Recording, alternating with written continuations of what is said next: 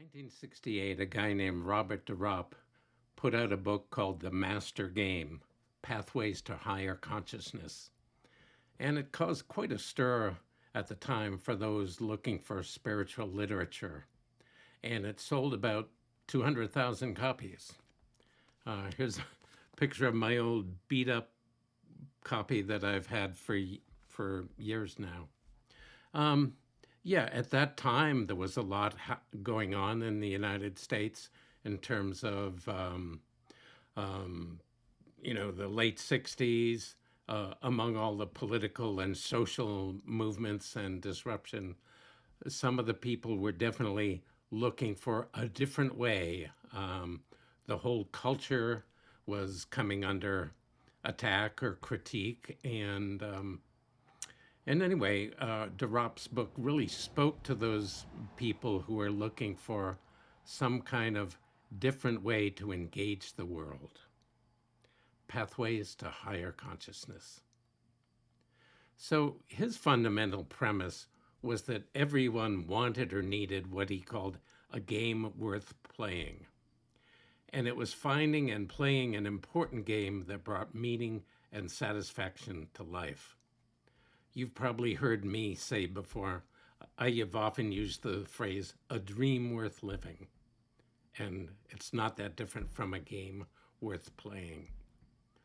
So in that book that he published, he listed 3 low games. And I'll speak about what that means in a minute.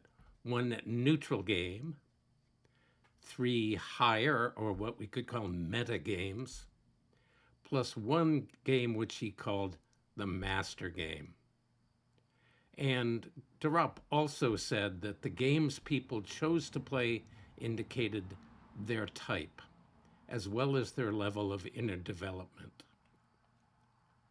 A defining trait of the 3 lower, or what he called object games, was that they all required some kind of validation from the outer world. And he had very interesting, fun names for these lower games. The first lower game he called Hog in the Trough. And the purpose of this game was to be a hog and to push your way in, elbow all the other hogs aside at the trough, and consume as much as possible. This game is fairly obvious in modern life, and certainly at that time the critique of capitalism and materialism, overconsumption, and this game is expressed endlessly in endless commercials on television, whether those commercials are for cars, beer, beauty products, or something else. A second lower game he called Cock on a Dunghill. And yeah, what a picture. Here's a cock, a rooster on a pile of shit, crowing. And the whole purpose of crowing is, look at me. Really, I'm standing on a pile of shit, but look at me. And so the whole purpose of this game, the Cock on the Dunghill game, was to get attention, prestige, to become well known. This game is also woven all through modern life, in seeking popularity, Facebook friends, and getting your posts liked, having so many followers on Instagram and other social media. And again, the urge, which today is supposedly the main thing 70% of kids in college want, is to be a celebrity or an online influencer. Here, I'm making a post. Maybe I'm an online influencer. Who knows? And the final lower game De Ropp called the Moloch game. Now, Moloch was an ancient god of death and destruction. And the Moloch game was the seeking of glory, victory, domination. And that could be expressed in certain kind of cultural pursuits like mixed martial arts, sports, sports of many kinds, and the desire to be the greatest nation on earth. While it's easy to see the negative or even the pathological expressions of the lower game, they all have their points. I mean, yeah, we can materialism. Everyone can see the problems of that, but you know, if we don't if we don't consume and we don't eat, we don't live. It's easy to see the negative side of seeking attention, but to a child, if you're not well liked, if you're not loved, your chances of dying are really great. So even though these lower games, when they're all there is, they're hopelessly out of balance. And we could certainly say that our society really supports those lower games. Um, but De Ropp also had a middle game, which he called the householder. And the house, and for him, this was a neutral game. A householder's desire was to have and raise a family. And this was, De Ropp considered this game neutral. It was the basic biological game on which the survival and continuation of the human species depends. All right. So were the lower games. Now, a defining trait of the higher games, or what he called the meta games, is the desire to express an inner quality or awareness and to bring that passion or commitment out into the world. And De Ropp articulated the three of these. The first he called the artist game, which he defined as the longing to bring beauty, whatever the form or medium that happened to be, into the world. The artist game is to bring beauty into the world. The second he called the science game, and that involved bringing more knowledge, again, of whatever type and subject matter, into the human community. And thirdly, there was the religious game, and the aim of that game, loosely defined, was salvation. Now, De Ropp noted that it was exceedingly difficult to play these high games in modern life. So let's just say you're an artist and you find your craft and become a potter, bringing your artistry into the world of clay. That's great. But like many people, you want to find what you love and do what you love and have it support you. So you want to support yourself as a potter.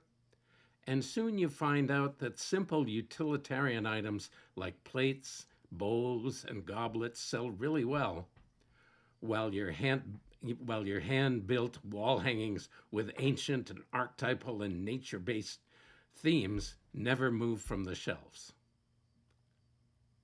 Okay, so soon you're cranking out the bowls and hiring 6 employees. You're renting factory space and running advertising campaigns to produce and promote your brand.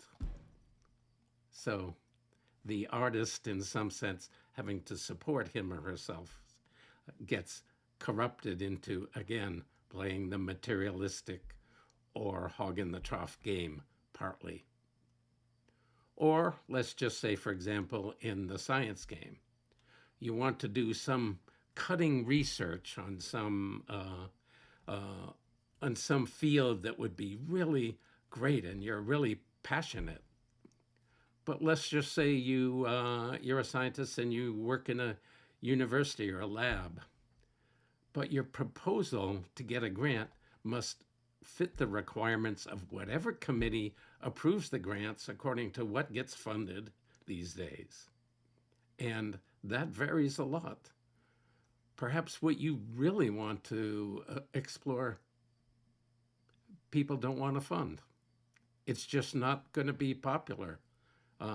It's not going to pass the review of whatever corporate board funds research. So again, the desire to bring knowledge into the world gets molded into those areas where knowledge will produce a material result. Okay, and now the third game, which I think we called religious game, and loosely defined as salvation. We all know that for years and years, I mean, human history is full of religious or spiritual insights being corrupted and co opted by institutions like churches or sects. And so the example, just to use the Catholic Church, which is easy. And pretty soon there's selling forgiveness, and the forgiveness or holiness or entrance into heaven is offered to those who will slaughter the heathen. And in other words, and the heathen happen to be anyone who sees the pathway to salvation as differently than your team does.